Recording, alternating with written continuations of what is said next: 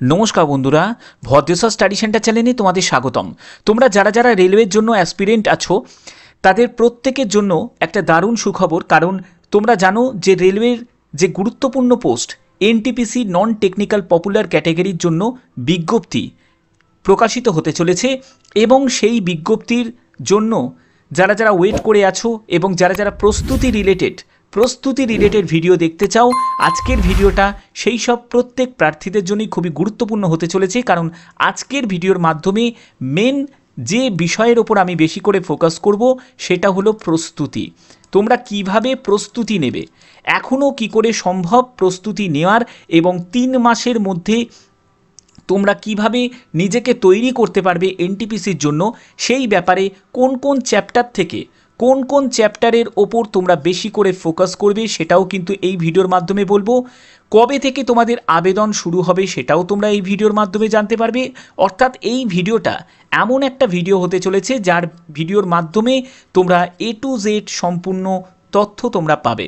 তার জন্য ভিডিওটাকে স্কিপ না করে কমপ্লিটভাবে দেখো, কমপ্লিট ইনফরমেশন তোমরা এই ভিডিওর মাধ্যমে পেতে চলেছ। প্রথমত যেটি আছে সেটা হচ্ছে রেলওয়ে এনটিপিসি রিক্রুটমেন্ট 2024, যেটি তোমাদের এই মাসের মধ্যেই কিন্তু বিজ্ঞপ্তি প্রকাশিত হওয়ার কিন্তু চান্স কিন্তু আছে, কারণ এক্সাম ক্যালেন্ডারে কিন্তু এটা রিলিজ করে দিয়েছে। এটা তোমরা অনেকেই জানো, আমি অনেকবার বলেওছি। এখানে তোমাদের টোটাল যে ভ্যাকেন্সি, এই ভ্যাকেন্সি 2024-এ যেটা 38,460 মতো তোমাদের শূন্য পদের বিজ্ঞপ্তি প্রকাশিত হওয়ার চান্স আছে। কেন আছে তার কারণ হচ্ছে এএলপির জন্য ভ্যাকেন্সি বাড়িয়ে দিয়েছে। টেকনিশিয়ান, এএলপি প্রত্যেকটা পোস্টে যা আগে ভ্যাকেন্সি ছিল তার থেকে কিন্তু ভ্যাকেন্সি ইনক্রিজ করা হয়েছে। তো নন টেকনিক্যাল পপুলার ক্যাটেগরির মধ্যে উচ্চ মাধ্যমিক পাস যোগ্যতার পোস্ট আছে, গ্র্যাজুয়েশন যোগ্যতার পোস্ট আছে, তো স্বাভাবিক অনেকগুলো পোস্ট আছে, তার জন্য ভ্যাকেন্সি বাড়ারই কথা, তো বাড়বে। ঠিক আছে, তো চলো পরবর্তী আমরা দেখে নিই। পরবর্তী হচ্ছে তোমাদের post ASM, clerk, goods guard, যে ট্রাফিক অ্যাসিস্ট্যান্ট এবং হচ্ছে সিসিটিসি, এই সব বিভিন্ন পদে কিন্তু তোমাদের সম্পূর্ণ পার্মানেন্ট পোস্টে তোমাদের নিয়োগ করা হবে। এখানে এজ যেটি প্রয়োজন 18 থেকে 33 বছর উচ্চ মাধ্যমিক পাস যোগ্যতার পোস্টগুলোতে, এবং 18 থেকে 36 বছর যারা গ্র্যাজুয়েশন যোগ্যতার পোস্টগুলোতে, সেগুলোতে। এগুলো কিসের জন্য সেটাও তোমাদের ডিটেলসে আমি স্টেপ বাই স্টেপ বলবো। তো দেখো, এখানে যোগ্যতা যেটি প্রয়োজন সেটি হচ্ছে উচ্চ মাধ্যমিক পাস যদি তুমি করে থাকো তাহলে তুমি জুনিয়র ক্লার্ক, ঠিক আছে, জুনিয়র অ্যাকাউন্টেন্ট, যেসব জুনিয়র লেভেলের যে পোস্টগুলো আছে, মানে লেভেল 2 এর পোস্টগুলো আছে, সেই পোস্টগুলোতে আবেদন করতে পারবে। আর গ্র্যাজুয়েশন যোগ্যতা যদি তোমার যদি গ্র্যাজুয়েশন যোগ্যতা থাকে তাহলে তুমি 12 স্ট্যান্ডার্ডের পোস্টগুলোতেও আবেদন করতে পারবে, আবার গ্র্যাজুয়েশন যোগ্যতার পোস্টগুলোতেও আবেদন করতে পারবে। ঠিক আছে, তো দেখো এখানে তোমাদের আবেদন মূল্য কত টাকা, সেটা হচ্ছে 500 টাকা মতো আবেদন মূল্য লাগবে। ইউআর ওবিসি অবশ্যই যারা মেল ক্যান্ডিডেট তাদের শুধুমাত্র দিতে হবে, এবং 250 টাকা হচ্ছে এসসি এসটি পিডাব্লিউবিডি এবং ওমেন ক্যান্ডিডেটদের দিতে হবে। রিফান্ড কিন্তু এখানে পলিসি আছে, অর্থাৎ তোমরা কিন্তু রিফান্ড পেয়ে যাবে 400 টাকা মতো রিফান্ড পেয়ে যাবে ইউআর এবং ওবিসিরা। আর এসসি এসটি ওমেন ক্যান্ডিডেট এবং ফিজিক্যাল হ্যান্ডিক্যাপ্টরা কিন্তু পুরো অ্যামাউন্টটাই কিন্তু রিফান্ড পেয়ে যাবে। এখানে আবেদন করার জন্য অবশ্যই তোমাদের কিন্তু এই ওয়েবসাইটের ওপর কিন্তু লক্ষ্য রাখতে হবে, সেখান থেকে তোমাকে জোন সিলেক্ট করে আবেদন করতে হবে। পরবর্তী আমরা দেখে নিই এজের ব্যাপারটা ভালো করে বুঝে নাও। এখানে দেখো 3 বছর তোমাদের এজ রিল্যাক্সেশন দেওয়া হবে ফর কোভিডের জন্য, এএলপির জন্য পেয়েছে, আরপিএফের জন্য পেয়েছে, এনটিপিসির জন্যও পাবে, এটা একদম কনফার্ম। তো সেক্ষেত্রে তোমাদের কিন্তু এজ বর্ধিত হয়ে যাবে। তো এখানে এই এজটা তোমাদের আমি আগের এজ দেখাচ্ছি, 2019-এর এজ দেখাচ্ছি, কিন্তু মাথায় রাখবে এটা কিন্তু ওয়ান টাইম এজ দেয়া হচ্ছে। 3 বছরের যে ছাড়টা, এজে ছাড়টা, এটা কিন্তু ওয়ান টাইম, একবারের জন্যই কিন্তু তোমরা পাবে। পরবর্তী সময় কিন্তু এটা মানে 2025-এ যখন আবার বিজ্ঞপ্তি বেরোবে, যদি বেরোয়, তাহলে কিন্তু এই 3 বছর রিল্যাক্সেশনটা আর দেখতে পাবে না, তখন কিন্তু এই 18 থেকে 33 বছরটাই থাকবে। তো এখন বর্ধিত হয়ে কত হয়ে যাবে, 18 থেকে 36 হয়ে যাবে। গ্র্যাজুয়েশন লেভেলের যে পোস্টগুলোতে, সেগুলোতে 18 থেকে 36 বছরের মধ্যে তোমার যদি বয়স হয়ে থাকে, তুমি যদি ইউআর ক্যান্ডিডেট হয়ে থাকো, তুমি যদি ইডাব্লিউএস ক্যান্ডিডেট হয়ে থাকো, তাহলে তুমি আবেদন করতে পারবে। এসসি এসটি হলে এখানে আরও 5 বছর রিল্যাক্সেশন, ওবিসি হলে এখানে আরও 3 বছর রিল্যাক্সেশন পেয়ে যাবে। পরবর্তী দেখো, এখানে তোমাদের আন্ডার গ্র্যাজুয়েট লেভেলের পোস্ট, অর্থাৎ 12 স্ট্যান্ডার্ডের পোস্ট যে 12 স্ট্যান্ডার্ডের পোস্টগুলোর জন্য তোমাদের কিন্তু এখানেও তোমাদের 3 বছর এজ রিল্যাক্সেশন থাকবে ফর কোভিডের জন্য। 18 থেকে 30 বছর নর্মাল যে 2019-এ ছিল, এটা কিন্তু 2024-এ যেটা দেখতে পাবে 18 থেকে 33 বছর দেখতে পাবে। এটা আমি ইউআর আর ইডব্লিউএস ক্যান্ডিডেটদের জন্য বলছি। এসসি এসটি যদি হয়ে থাকো তাহলে এর ওপর আরও 5 বছর রিল্যাক্সেশন, ওবিসি হয়ে থাকলে এর ওপর আরও 3 বছর রিল্যাক্সেশন পেয়ে যাবে। পরবর্তী চলে যাচ্ছি। পরবর্তী হচ্ছে তোমাদের বিভিন্ন পোস্ট এবং তার যোগ্যতা। দেখো, তুমি commercial apprentice, station master, goods guard যেটা ট্রেন ম্যানেজার হয়ে গেছে, junior accounts assistant cum typist, senior clerk, senior commercial cum ticket clerk, তারপরে senior time keeper, traffic assistant, এই এতগুলো পোস্টের জন্য তোমাদের যোগ্যতা যেটি প্রয়োজন সেটি হচ্ছে যে কোনো শাখায় গ্র্যাজুয়েশন। তুমি যদি গ্র্যাজুয়েট হয়ে থাকো, একজন গ্র্যাজুয়েট মেল বা ফিমেল ক্যান্ডিডেট হয়ে থাকো, তাহলে অবশ্যই কিন্তু এই পোস্টগুলোর জন্য তুমি কিন্তু যোগ্য। ঠিক আছে, এবার একটা প্রশ্ন আছে, সেটা হচ্ছে হয়তো তোমাদের থাকবে, সেটা হচ্ছে যে স্যার টাইপিং যোগ্যতা কোন কোন পোস্টগুলোতে থাকবে। তো দেখো, এখানে তোমরা দেখতে পাচ্ছ junior account assistant cum typist, এখানে তোমাদের টাইপিং যোগ্যতা। সিনিয়র ক্লার্কের জন্য কিন্তু তোমাকে টাইপিংয়ে বসতে হবে। তারপরে সিনিয়র কমার্শিয়াল কাম টিকিট ক্লার্কের জন্য কোনো টাইপিং নেই। ঠিক আছে, তারপরে হচ্ছে সিনিয়র টাইম কিপার, এর জন্যও কিন্তু তোমাকে টাইপিং টেস্টে বসতে হবে। এই সব পোস্টগুলোতে তোমাদের টাইপিং থাকবে, এবং যেগুলোতে তোমরা ফাঁকা দেখতে পাচ্ছ যেমন কমার্শিয়াল অ্যাপ্রেন্টিস কোনো টাইপিং নেই, স্টেশন মাস্টার অ্যাপটিটিউড টেস্ট হবে, এদের কিন্তু আবার অ্যাপটিটিউড টেস্ট হবে। ঠিক আছে, এদের টাইপিং থাকবে না, এদের অ্যাপটিটিউড টেস্ট হবে, যেরকম এএলপির যেরকম হয় সেরকম। গুডস গার্ডে কোনো টাইপিং নেই। ঠিক আছে, তারপরে হচ্ছে senior commercial cum ticket clerk, এদেরও কোনো টাইপিং নেই, এরা প্রিলি মেন কমপ্লিট করবে, একদম ডাইরেক্ট ডিভিতে চলে যাবে।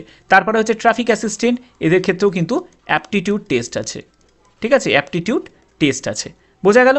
আচ্ছা, এর পরবর্তী আমরা চলে যাচ্ছি। পরবর্তী হচ্ছে তোমাদের 12 স্ট্যান্ডার্ডের যে পোস্টগুলো সেগুলো, যেমন হচ্ছে দেখো, তোমরা যদি উচ্চ মাধ্যমিক পাস করে থাকো তাহলে commercial cum ticket clerk, accounts clerk cum typist, junior clerk cum typist, junior time keeper, trains clerk, এইসব যে বিভিন্ন জুনিয়র লেভেলের যে পোস্টগুলো দেখতে পাচ্ছ, ঠিক আছে, এগুলোর জন্য তোমাদের যে যোগ্যতা প্রয়োজন সেটি হচ্ছে উচ্চ মাধ্যমিক পাস, সঙ্গে কিন্তু 50% তোমার নাম্বার দরকার। যদি 50% নাম্বার থাকে তাহলে কিন্তু আবেদন করতে পারবে। এই কন্ডিশনটা শুধুমাত্র ইউআর ক্যান্ডিডেট, ইডব্লিউএস ক্যান্ডিডেট এবং ওবিসি ক্যান্ডিডেটদের জন্য। তুমি যদি এসসি এসটি প্রার্থী যদি হয়ে থাকো, তোমার 50% নাম্বার না হলেও কিন্তু তুমি আবেদন করতে পারবে। ব্যাপারটা ক্লিয়ার? আচ্ছা, এর পরবর্তী আমরা দেখে নিই সিলেকশন প্রসেস। তো সিলেকশন প্রসেস হচ্ছে ফার্স্ট স্টেজ সিবিটি হবে, তারপরে তোমাদের দ্বিতীয় স্টেজ যেটা হচ্ছে মেন হবে, তারপরে টাইপিং, যারা টাইপিং টেস্ট পোস্টগুলোতে সিলেক্ট করবে তারা টাইপিং টেস্টে চলে যাবে, যারা অ্যাপটিটিউড পোস্ট সিলেক্ট করবে তারা অ্যাপটিটিউড টেস্টে চলে যাবে, তারপরে হচ্ছে ডকুমেন্ট ভেরিফিকেশন, তারপরে হচ্ছে মেডিকেল এক্সামিনেশন। ঠিক আছে, প্রিলি এক্সামিনেশনে কী কী সিলেবাস থাকছে সেটা একবার দেখে নাও। জেনারেল অ্যাওয়ারনেস 40 কোশ্চেন 40 মার্কস, ম্যাথামেটিক্সে থাকবে 30 question 30 marks, general intelligence and রিজনিংয়ে থাকবে 30 কোশ্চেন 30 মার্কস, টোটাল 100 কোশ্চেন, 100 মার্কসের পরীক্ষা হবে এবং 90 মিনিট তোমরা সময় পাবে। আর পিডব্লিউবিডি যারা আছে তারা 2 ঘন্টা কিন্তু সময় পাবে। এবার এখানে তোমাদের প্রশ্ন থাকবে যে স্যার 1/3 নেগেটিভ মার্কিং থাকবে, তো অর্থাৎ 3টে ভুল উত্তরের জন্য প্রাপ্ত নম্বর থেকে 1 নম্বর তোমার কাটা যাবে। ল্যাঙ্গুয়েজ রিলেটেড তোমাদের কোয়ারি আমি জানি থাকবে, তো সেক্ষেত্রে বলে রাখি এখানে বাংলা সহ তোমরা কিন্তু অনেকগুলো ল্যাঙ্গুয়েজ কিন্তু তোমরা পেয়ে যাবে, প্রায় 13টা মতো ল্যাঙ্গুয়েজ থাকে। ঠিক আছে, বাংলা সহ। আচ্ছা, পরবর্তী আমরা চলে যাচ্ছি চটপট। তো দেখে নিই, এখানে মেন এক্সামিনেশন তোমরা দেখতে পাচ্ছ, এই মেনের ওপর কিন্তু তোমাদের ফাইনাল মেরিট কিন্তু তোমাদের তৈরি হবে মেনের ওপর। তার জন্য মেনটাকে ভালো করতে গেলে প্রিলিটাকে ভালো করতে হবে। প্রিলিতে যত তোমার ভালো স্কোর থাকবে, সেই স্কোর যুক্ত হবে না ঠিকই, কিন্তু এটাই বোঝা যাবে যে তুমি মেনের জন্য কতটা এবার প্রস্তুত। কারণ প্রিলি থেকে মেনে জাস্ট তোমাদের সময় দেবে 1.5 মাস মতো সময় দেবে। ঠিক আছে, 1 থেকে 1.5 মাস মতো তোমাদের সময় দেবে। ঠিক আছে, তো এইরকম মতো তোমাদের কিন্তু সময় থাকে।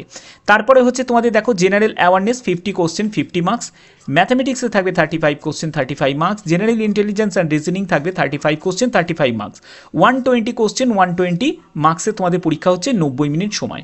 অর্থাৎ বুঝতে পারছো কত স্পিডে তোমাদের প্র্যাকটিস করতে হবে, মানে নাম্বার অফ কোশ্চেন বেড়ে গেল কিন্তু সময় কিন্তু একই রয়ে গেল। আর এখানেও কিন্তু তাই 1/3 তোমরা নেগেটিভ মার্কিং থাকবে, 3টে ভুল উত্তরের জন্য প্রাপ্ত নম্বর থেকে 1 নম্বর কাটা যাবে এবং বাংলাতে তোমরা কোশ্চেন পেপার পেয়ে যাবে। এরপরে হচ্ছে তোমাদের computer typing test. Computer typing টেস্টের যে পোস্টগুলো সেগুলো তোমাদের দেখিয়ে দিলাম, সেই পোস্টগুলো যদি তুমি সিলেক্ট করো তোমাদের কিন্তু টাইপিং টেস্ট দিতে হবে। এই টাইপিং টেস্ট কিন্তু সম্পূর্ণ কিন্তু কোয়ালিফাইং নেচার, এখানে কোনো নাম্বার যুক্ত হয় না। তুমি চাইলে তুমি হিন্দিতে টাইপ করতে পারো, তুমি চাইলে ইংলিশে টাইপ করতে পারো। যদি তুমি ইংলিশে টাইপ করো তোমাকে 30টি শব্দ প্রতি মিনিটে তোমাকে টাইপ করতে হবে, আর তুমি যদি হিন্দিতে টাইপ করো তাহলে 25টা শব্দ প্রতি মিনিটে তোমাকে টাইপ করতে হবে। দেখো এখানে কিন্তু এডিটিং টুলস এবং স্পেল চেক যে ফেসিলিটি সেগুলো কিন্তু মানে ব্যাকপেস, এগুলো কিন্তু ব্যাকপেস ডিলেট এই সবগুলো কিন্তু তোমাদের মানে রিমুভ করে দেওয়া হবে কিবোর্ড থেকে, ঠিক আছে। আচ্ছা, এখানে তোমাদের 10 মিনিট কিন্তু তোমাদের এই টাইপিং টেস্টটা কিন্তু চলবে। তো এটা সম্পূর্ণ কোয়ালিফাইং নেচার। এর পরবর্তী যারা অ্যাপটিটিউড টেস্টের জন্য যারা পোস্টগুলোকে সিলেক্ট করে, যেমন এএসএম ট্রাফিক অ্যাসিস্ট্যান্ট, তারা কিন্তু অ্যাপটিটিউড টেস্টে চলে যাবে। ওকে, আচ্ছা এরপরে কি আছে সেটা দেখে নিই। পরে যেটা আছে সেটা হচ্ছে তোমাদের মেডিকেল স্ট্যান্ডার্ড এবং ইনিশিয়াল পে। ইনিশিয়াল পে মানে তোমরা এখানে এটা ভেবো না যে এটাই তোমাদের বেতন, এর সঙ্গে কিন্তু অ্যালাউন্স যুক্ত হবে, অনেক অ্যালাউন্স থাকে। কারণ তোমাদের এইচআরে থাকবে, ডিএ 50% ডিএ থাকবে, তারপরে হচ্ছে তোমাদের আরও অনেক ট্র্যাভেল অ্যালাউন্স থাকবে, ঠিক আছে। তো অনেক কিছু থাকবে, তারপর নিউ পেনশন স্কিম, হ্যানা তেনা অনেক রকম অ্যালাউন্স থাকবে। তোমরা জানো কেন্দ্রীয় সরকারের কত টাকা মতো বেতন হতে পারে। তো এখানে তোমাদের লেভেল 2 অনুযায়ী, লেভেল 3 অনুযায়ী আমি যেটা বলে দিচ্ছি সেটা হচ্ছে 30,000 টাকার ওপরেই কিন্তু তোমরা বেতন পাবে। এটা আমি স্টার্টিং বেতন বলছি। জুনিয়র ক্লার্ক কাম টাইপিস্ট, দেখো এগুলো কিন্তু তোমাদের C2 মেডিকেল স্ট্যান্ডার্ডের মধ্যে পড়ছে। অ্যাকাউন্টস ক্লার্ক কাম টাইপিস্ট, এটাও C2 medical standard. Junior time keeper, এটাও কিন্তু C2 মেডিকেল স্ট্যান্ডার্ড। যারা চোখের দিক দিয়ে উইক আছো, যাদের চোখের সমস্যা আছে, মোটা পাওয়ারের চশমা পরো, তারা C2 ক্যাটাগরির যে পোস্টগুলো আছে এই পোস্টগুলোকে প্রথমের দিকে সাজাবে। যাদের চোখের সমস্যা নেই তারা যে কোনো খুশি পোস্ট কিন্তু তোমরা তোমাদের পছন্দ মতো দিতে পারো। ওকে, অসুবিধা নেই, ঠিক আছে। আর এই যে পোস্টগুলো দেখতে পাচ্ছ এগুলো সবই কিন্তু উচ্চ মাধ্যমিক পাস যোগ্যতার পোস্ট। ওকে, চলো পরবর্তী আমরা চলে যাচ্ছি। পরবর্তী হচ্ছে এগুলো হচ্ছে গ্র্যাজুয়েশন যোগ্যতার পোস্ট, এগুলো সবই গ্র্যাজুয়েট পোস্ট, ঠিক আছে। এখানে দেখতে পাচ্ছ ট্রাফিক অ্যাসিস্ট্যান্ট, যেখানে কিন্তু চোখের ব্যাপারে কিন্তু কড়াকড়ি থাকবে, A2 ক্যাটাগরি মেডিকেল স্ট্যান্ডার্ড। তারপরে গুডস গার্ড, এগুলোও কিন্তু চোখের ব্যাপারে কড়াকড়ি থাকবে, ঠিক আছে। তারপরে senior commercial cum ticket clerk, B2 category medical standard, ঠিক আছে। মেডিকেল স্ট্যান্ডার্ড রিলেটেড কিন্তু অলরেডি কিন্তু আমার চ্যানেলে আছে, তোমরা একবার দেখে নিতে পারো, ঠিক আছে। অনেক ভিডিওতে আমি কিন্তু এই মেডিকেল স্ট্যান্ডার্ডটা আরও সুন্দরভাবে কিন্তু বুঝিয়ে দিয়েছি। আজকে আমি এই ব্যাপারে কিন্তু সময় নষ্ট করতে চাইছি না, কারণ তোমাদের প্রিপারেশন রিলেটেড যেহেতু এই ভিডিওটা, তো সেইখানে আমি চলে যাব। তো দেখো এখানে তোমাদের লেভেল 5 অনুযায়ী এখানেও কিন্তু তোমরা বেতন অনেক টাকা কিন্তু বেতন পাবে। এই যে 35,400 টাকার মতো যেগুলো দেখছো, এখানে প্রায় 49,000 টাকা মতো তোমরা কিন্তু বেতন পেয়ে যাবে, যেগুলো লেভেল 6-এর মধ্যে পড়ছে। 49,000 টাকা মতো স্টার্টিংয়েই কিন্তু তোমরা বেতন পেয়ে যাবে।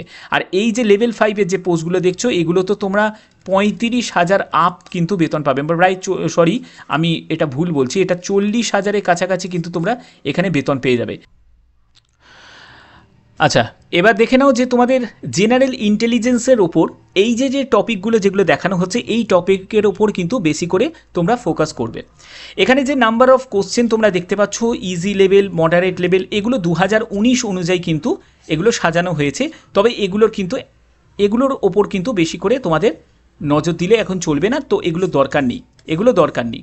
তোমরা শুধু টপিকগুলোর ওপর দেখো। এই টপিকের ওপর কিন্তু 2019-ও এসেছিল এবং তার আগে 2015-16তেও কিন্তু এই টপিকের ওপর ফোকাস করেই কিন্তু প্রশ্নপত্র আসে। তো সেক্ষেত্রে এই টপিকগুলো কি কি সেগুলো দেখো। প্রথমে যেটা আছে সেটা হচ্ছে puzzle, syllogism, Venn diagram, statement arrangement থেকে আসবে। তারপরে স্টেটমেন্ট অ্যাজাম্পশন এবং স্টেটমেন্ট কনক্লুশন। যারা 2019-এ দিয়েছো তারা নিজেরাও জানো যে এখানে প্রায় 10টা মতো কিছু কিছু শিফটে কিন্তু কোশ্চেন চলে আসে। তো সেক্ষেত্রে এর ওপর কিন্তু বেশি করে তোমাদের টার্গেট করতে হবে। এবং আলফা নিউমেরিক্যাল সিরিজ, অ্যানালজি, তারপরে mathematical operation, direction sense, blood relation, odd one out, তারপরে হচ্ছে সিটিং অ্যারেঞ্জমেন্ট, কোডিং ডিকোডিং, এই সব চ্যাপ্টারের ওপর কিন্তু তোমাদের ফোকাস করতে হবে। কোন বই পড়বে সেটা বলছি। সবথেকে ভালো মার্কেটের বই হচ্ছে RS আগরওয়াল। RS আগরওয়ালের ওপর কিন্তু কোনো বই কিন্তু আমার নজরে কিন্তু নেই। RS আগরওয়াল কিন্তু তোমাদের যে জিআই প্র্যাকটিস করার জন্য, জেনারেল ইন্টেলিজেন্সের জন্য সবথেকে ভালো বই আর.এস. আগারওয়াল। ঠিক আছে, তো এই বইটাই আমি একটাই তোমাদের বই রিকমেন্ড করলাম সেটা। ওকে, তো চলো পরবর্তী আমরা দেখে নিই। পরবর্তী হচ্ছে তোমাদের জেনারেল অ্যাওয়ারনেস। জেনারেল অ্যাওয়ারনেসের জন্য তোমাদের এই সব টপিকের ওপর কিন্তু নজর দিতে হবে। History, geography, chemistry, biology, physics, computer, তারপরে পলিটি, স্ট্যাটিক, জিকে। তো এগুলোর জন্য কোথা থেকে কোন বই পড়বে সেগুলো আগে প্রথমে বলি। তোমাদের 10th যে মাধ্যমিকের যে এনসিইআরটি বইটা আছে না, ঠিক আছে, সেই এনসিইআরটি বইটা আগে ভালো করে পড়বে। যাদের মধ্যশিক্ষা পর্ষদের যাদের বই আছে তারা মধ্যশিক্ষা পর্ষদের 9-10 বইটা পড়বে, 9 বইটা পড়বে আর 10 বইটা পড়বে। এই 9-10 বইটা যদি এখন থেকে যদি তোমরা একটু একটু করে পড়ে যদি কমপ্লিট করে নাও, করার পরে কি করবে, তোমাদের জেনারেল অ্যাওয়ারনেসের জন্য তোমরা যারা যারা ইংলিশে যাদের কোনো সমস্যা নেই তারা মনোহর পাণ্ডের একটা বই মার্কেটে আছে, তোমরা একটু খোঁজ নেবে। মনোহর পাণ্ডে জেনারেল অ্যাওয়ারনেসের বই, খুব ভালো বই, সেই বইটাকে ভালো করে পড়বে। এই বইটাকে পড়লে আমার মনে হয় তোমাদের জেনারেল অ্যাওয়ারনেসের আপ টু তোমাদের স্ট্যাটিস জিকে পর্যন্ত আর কোনো অসুবিধা হবে না, মানে তোমরা কমন কিন্তু পাবেই। ঠিক আছে, এবং যাদের অলরেডি যারা প্রিপারেশন শুরু করে দিয়েছো তাদের উদ্দেশ্যে এবার আমি বলছি, তারা কি করবে, ডাব্লিউবিসিএসের অনেক স্ক্যানার ফ্যানার অনেক কিছু আছে, যেখানে তোমরা দেখতে পাবে অনেক জেনারেল অ্যাওয়ারনেসের বই আছে। সেই বই যদি তোমরা যদি একটু অ্যাডভান্স লেভেলে ভালো করে যদি পড়তে পারো, তাহলে সেখান থেকে কিন্তু তোমরা জিকে প্রচুর কিন্তু কমন পেয়ে যাবে। ঠিক আছে, তো এইটা হচ্ছে মেন ব্যাপারটা। শুধু মার্কিং করে করে করে করে ভালো করে কিন্তু এগুলোকে স্টাডি করতে হবে, খুব ডিপলিভাবে, অত বেশি ডিপলিভাবে পড়ার দরকার নেই। কারণ স্কোরিং সাবজেক্ট যতই তুমি এখানে ভালো পারফর্ম করার চেষ্টা করো না কেন, জিকে এগুলো কিন্তু সম্পূর্ণ কপালের ওপর অনেকটা ডিপেন্ড করে, সেই সময় কতটা কি মনে থাকে। বাট তোমার হাতে যেটা থাকবে সেটা কিন্তু ম্যাথ আর হচ্ছে জিআই, এগুলোই কিন্তু তোমাকে বাঁচাতে পারে। এগুলোই কিন্তু সবথেকে স্কোর সাবজেক্ট, কিন্তু এগুলোই স্কোরিং সাবজেক্ট, কিন্তু এগুলোই, কারণ এগুলোই তোমাকে কিন্তু তোমার ফাইনাল মেরিটের দিকে নিয়ে যাবে। ওকে, আর কারেন্ট অ্যাফেয়ার্সের জন্য তোমাদের যেটা বলবো সেটা হচ্ছে 6 মাসের current affairs more than enough. 6 মাসের কারেন্ট অ্যাফেয়ার পড়ো যথেষ্ট পরিমাণে। তোমরা অনেকে বলবে যে স্যার 1 বছর আগেরও তো কারেন্ট অ্যাফেয়ার্সের অনেক প্রশ্ন আসে, সেটা 1টার থেকে 2টো। যদি ওই 1টা 2টোর জন্য তুমি যদি 10টা প্রশ্ন ভুল করে আসো বা সেগুলো যদি না করো, তাহলে সেটা বোকামি হবে। তার জন্য এরকম অনেক জিকে প্রশ্নও দেখবে যে 1টা থেকে 2টো 3টে এরকম উল্টো পাল্টা অনেক প্রশ্ন দিয়ে দেয়, যেগুলো হয়তো তোমার মাথার মধ্যে আসবেই না। আমার মতে ওইগুলো খাটার দরকারই নেই। যেগুলোতে আমার স্কোর হতে পারে, যেগুলোতে আমার সিলেকশন হতে পারে, আমি সেগুলোর ওপরে ফোকাসটা বেশি করে করব। আর খেলাধুলার ওপর কিন্তু খুব ইম্পর্টেন্ট, কারণ আইসিসি টি20, ঠিক আছে, আইসিসি টি20 বিশ্বকাপের তোমাদের প্রশ্ন কিন্তু থাকবে, আইপিএল থেকে প্রশ্ন থাকবে, এগুলো থেকে কিন্তু মাস্ট থাকবেই। ট্রেন্ডিং টপিকের ওপর কিন্তু প্রচুর প্রশ্ন থাকে। আচ্ছা, ম্যাথামেটিক্সে চলে এলাম। ম্যাথামেটিক্সে দেখতে পাচ্ছ এখানে percentage, number system, LCM, HCF, time work, তারপরে হচ্ছে কম্পাউন্ড ইন্টারেস্ট, সিম্পল ইন্টারেস্ট, তারপরে time and distance, profit and loss, mensuration, trigonometry, average, square root, ratio, এগুলো থেকে কিন্তু তোমাদের প্রশ্ন আসবেই আসবে। ঠিক আছে, এবার ধরো তোমার এটা কমপ্লিট হয়ে গেছে, তারপরে যদি অ্যাডভান্স লেভেলে কিছু করতে চাও, তো প্রবাবিলিটি থেকে কিন্তু এখন প্রচুর প্রশ্ন কিন্তু আসছে, এবং স্ট্যাটিস্টিক থেকেও কিন্তু তোমাদের প্রশ্ন কিন্তু আসছে। এই দুটো চ্যাপ্টার তখন করবে যখন তোমার বেসিক লেভেলটা তোমার কমপ্লিট হয়ে যাবে, তখনই কিন্তু এই লেভেলে আসবে। ওকে, কোন বই পড়বে তার জন্য আমি একটাই বই তোমাদের এখানে রিকমেন্ড করব, সেটা হচ্ছে আর.এস. আগারওয়াল। এর ওপর আমার মনে হয় না কোনো বই আছে। আর.এস. আগারওয়ালের বই যথেষ্ট পরিমাণে ম্যাথের জন্য ভালো। এখন বাংলা এডিশনও পাওয়া যায় এবং ইংলিশ এডিশনও তো আগে থেকেই পাওয়া যাচ্ছিল। তো তোমরা যে কোনো এডিশনে যেটাতে তোমরা কমফোর্টেবল, সেই এডিশনে বই তোমরা একটা পারচেস করে নেবে। ঠিক আছে, তো আশা করি এগুলোর মাধ্যমে তোমাদের সম্পূর্ণ ব্যাপারটাকে ক্লিয়ার করে দিলাম। তো যদি ভিডিওটা ভালো লাগে অতি অবশ্যই ভিডিওটাতে একটি লাইক করবে, চ্যানেলটাকে সাবস্ক্রাইব করে বেল আইকন অল করবে এবং শেয়ার বেশি করে করবে। তোমাদেরই প্রশ্ন ছিল যে স্যার এরকম টাইপের আপনি ভিডিও নিয়ে আসুন, প্রিপারেশন টাইপের ভিডিও নিয়ে আসুন, সেই প্রিপারেশন টাইপের ভিডিও তোমাদের কাছে আজকে দিলাম। তো আশা করি ভিডিওটা ভালো লেগেছে। তো এখনের মতো এটুকুই, টাটা।